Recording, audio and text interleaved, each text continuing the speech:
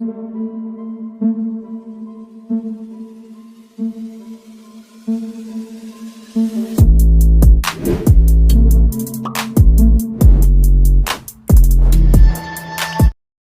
दोस्तों, scary story official में आप सबका स्वागत है।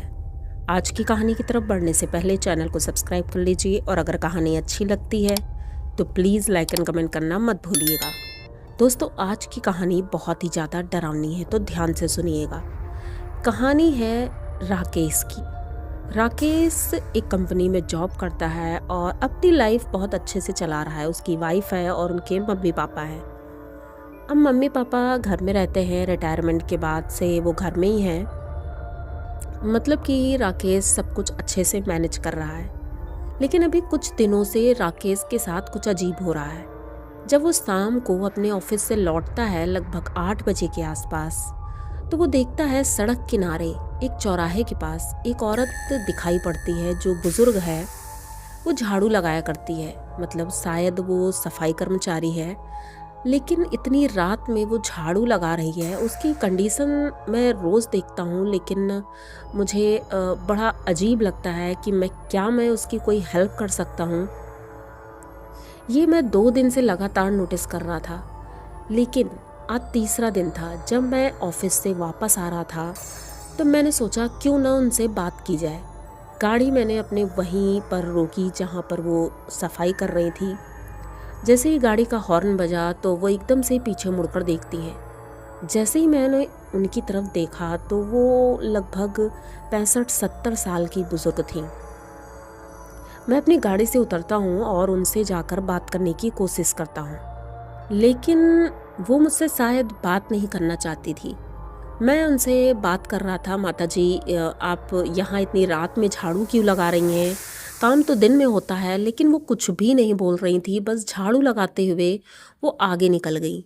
मैंने बहुत कोशिश की, लेकिन उन्होंने बात नहीं की। पता नहीं क्यों, थोड़ा अजीब लग रहा था मुझे, लेकिन मैं कुछ कर भी नहीं सकता था। मैंने उनसे पूछा भी कि मैं आपकी कोई मदद कर सकता हूँ, तो वो एक बार रुकी, पीछे मुड़कर देखा, लेकिन उनका चेहरा कुछ क्लियर नहीं था क्योंकि उन्होंने चेहरा ढक रखा था। पता नहीं क्यों, नई बहू तो थी नहीं तो चेहरा क्यों ढका था, ये बात मुझे समझ नहीं आई। लेकिन फिर भी जब उन्होंने कुछ नहीं बोला तो मैं वापस अपनी गाड़ी में आया और चल पड़ा। अब मुझे थोड़ी दूर ही मैंने रास्ता सफ़र तय किया अपना, और उसके बाद अचानक से मेरे ऊपर मिरर पर निगाह पड़ी तो मैंने देखा कि पीछे वाली सीट पर वही बूढ़ी दादी बैठी हुई हैं। मैंने अचानक से पीछे मुड़कर देखा, पीछे कोई भी नहीं था, पर पता नहीं क्यों मुझे ऐसा लगा कि वो पीछे बैठी हैं। मैं दोबारा से ड्राइव करने लगा, लेकिन अब की बार मैं थोड़ा घबरा रहा था। फिर मैंने सोचा शायद मैं उनके बारे में ज़्यादा सोच रहा हूँ, इस वजह से ऐसा लग रहा है। अब मैं अपने घर के पास पहुंचा ही था कि मुझे अपनी गाड़ी से बहुत अजीब सी दुर्गंध आ रही थी, तो मैंने मन ही मन सोचा कि कल गाड़ी की धुलाई करवा लूँगा। उसके बाद घर गया। घर में सभी लोग अपना अपना काम कर रहे थे, खाने की तैयारी हो रही थी, तो वाइफ ने बोला कि आप जल्दी से हाथ मुंह धुल लीजिए क्योंकि सब लोग साथ में खाना खाने का वेट कर रहे हैं। तो मैंने भी हाथ मुंह धुला और बस खाने की टेबल पर बैठा ही था तो देखा सामने वाली टेबल पर वही बूढ़ी दादी बैठी हुई हैं। मैं उठकर खड़ा हुआ। मैंने पूछा, ये यहाँ कैसे? तो मेरी वाइफ बोलती है, अरे ये दरवाजे के बाहर खड़ी थी और इन्होंने बताया कि आप इनसे बोल कर आए थे कि आप इनकी हेल्प करेंगे। तो मैंने कहा, हाँ मैंने बोला तो ज़रूर था, लेकिन इन्होंने कुछ बोला नहीं था। तो ये यहाँ आई कैसे, क्योंकि मैं तो इन्हें लेकर नहीं आया। तो वो बूढ़ी दादी कहती है, अरे बेटा मैं तुम्हारे साथ ही तो आई हूँ। तो मैंने सोचा कि मैंने तो इन्हें लिफ्ट भी नहीं दी, लेकिन हाँ गाड़ी में मुझे एक बार दिखी तो थी, लेकिन फिर भी मुझे वो बहुत अजीब लग रहा था। वो बैठी हैं, मेरी वाइफ ने सबको खाना दिया, उन्होंने भी खाना खाया और खाने के साथ उन्होंने गुड़ मांगा। अब मेरी मम्मी बोलती हैं कि ठीक है बेटा, देखो गुड़ हो तो गुड़ दे दो, नहीं वरना कुछ भी मीठा हो तो इन्हें दे दो। तो मेरे पापा तुरंत बोल पड़ते हैं, नहीं घर में मीठा कुछ नहीं है। तो बल्कि मेरी वाइफ बोलने वाली थी कि हाँ मीठा रखा हुआ है, लेकिन जब पापा ने बोल दिया तो मेरी वाइफ कुछ नहीं बोली। मैं भी पापा को बड़े गौर से देख रहा था। पापा आंखें दिखा रहे थे और हम सब एकदम शांत बैठे थे। वो बूढ़ी औरत सबको बहुत घूर घूर कर देख रही थी। उसके बाद वो उठकर चलने लगती है और कहती है कि आपने बोला था आप मेरी हेल्प करोगे, किस तरह से हेल्प करोगे? तो मैंने बोला कि मैंने सोचा था आपको कुछ पैसे दे दूँगा, कपड़े दे दूँगा। तो अपनी वाइफ़ से मैं बोलता हूँ कि अपने कुछ कपड़े ले आओ और इनके लिए कुछ पैसे ले आओ, तो इनको दे देते हैं, कुछ मदद हो जाएगी। वो कहती है कि मुझे कपड़े और पैसे नहीं चाहिए। अब मैं थोड़ा परेशान हो गया, आखिर ये चाहती क्या है?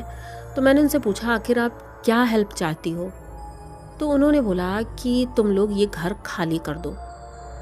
अब मुझे समझ नहीं आया कि ये ऐसा क्यों बोल रही है, लग रहा है इनका दिमाग ख़राब हो गया है। मैंने उनसे बोला, आपका दिमाग तो ठीक है, आप क्या बोल रही हो? तो कहती है कि हाँ, मैं ठीक हूँ और ठीक है, अच्छा अगर आपको हेल्प नहीं करनी है तो मैं जाती हूँ, अपना काम करूँगी। बस ये उठती हैं, दरवाजे से बाहर निकलती हैं, अपनी झाड़ू उठाती हैं और झाड़ू लेकर झाड़ू लगाते हुए वहाँ से चल देती हैं। मैं बड़े गौर से उनको देख रहा था, वो घूरते हुए मुझे चली जा रही थी। मैं कुछ समझ पाता कि वो काफ़ी दूर निकल गई थी।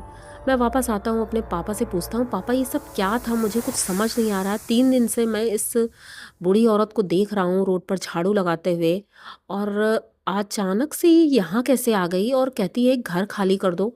मतलब पापा कहते हैं कि शायद ये कुछ अजीब है और हमें पंडित जी से बात करनी होगी।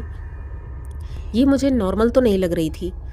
तो कहते हैं ठीक है, अच्छा। अब दूसरे दिन सुबह होती है और पापा पंडित जी के पास जाते हैं। पंडित जी कहते हैं कि तुम्हारे घर में एक बाधा है जो कि शायद 1-2 दिन पहले से ही आई है और उस बाधा को हटाना होगा, क्योंकि वो कोई नॉर्मल नहीं है, वो एक चुड़ैल है और चुड़ैल जिस घर में अपना डेरा जमा लेती है वो उसे छोड़ती नहीं है। अब पापा डर जाते हैं कि ऐसा कैसे हो सकता है, हम तो पूजा पाठ रोज करते हैं, तो चुड़ैल कहाँ से आई? तो उन्होंने बताया कि आपका बेटा जिस रास्ते से आता है वो रास्ते में उसे मिली थी और वो उसे यहाँ तक ले आया है मदद के नाम पर।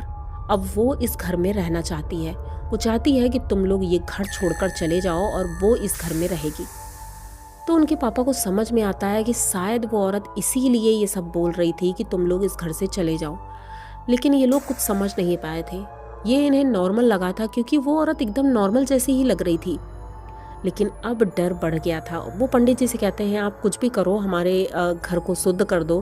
पंडित जी कहते हैं ठीक है। वो घर में हवन पूजा करते हैं। जैसे ही वो हवन करके उठे थे, उन्होंने देखा वो बूढ़ी औरत दरवाजे के पास बैठी और कहती है कि तुम लोग कुछ भी कर लो, लेकिन मैं ये घर छोड़कर नहीं जाऊंगी, अब मैं यहीं रहूंगी। पंडित जी अपने हाथ में शुद्ध जल लिए होते हैं और वो उसके ऊपर डालते हैं। डालते ही वो पता नहीं अचानक से कहाँ गायब हो जाती है, किसी को दिखाई नहीं पड़ता है। आज पहली बार मुझे एहसास हुआ था कि ये सारी चीज़ें होती हैं और ये मेरे साथ हुआ। ये बहुत ही ज़्यादा डरावना था।